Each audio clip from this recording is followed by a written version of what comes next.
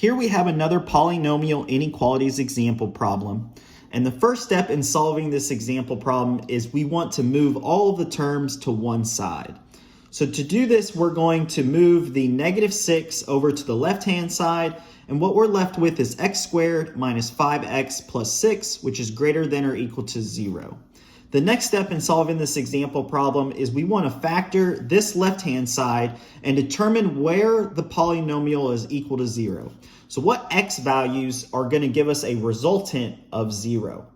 So after factoring the left-hand side, we can see that the x values that will give us a resultant of 0 is x is equal to 2 and x is equal to 3. And this will be important for determining our boundary conditions for our test points. So the next step is to graph test points and ultimately determine which x values will give us a solution set to this example problem. So you can see here we have our line graph where our boundary conditions are separated by our x values. So x is equal to 2 and x is equal to 3 will be our boundaries for our test points. And we have selected test points of x is equal to 0, x is equal to 2.5, and x is equal to 4 to determine our solution sets.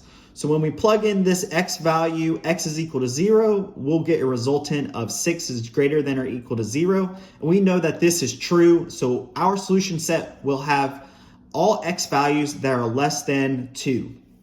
When we use our test point of x is equal to 2.5, we'll get a solution of -1/4, which is greater than or equal to 0. And we know that this expression is false. So from 2 to 3, we will not have any x values in our solution set. And when we do an x equals 4 test point, we're going to get 2, which is greater than or equal to 0. And we know that this expression is true. So from 3 to infinity, we're going to have all x values in our solution set. So the last step in solving this example problem is we want to write this solution in inequality in interval notation form. So you can see that we're going to have this left-hand side as well as this right-hand side.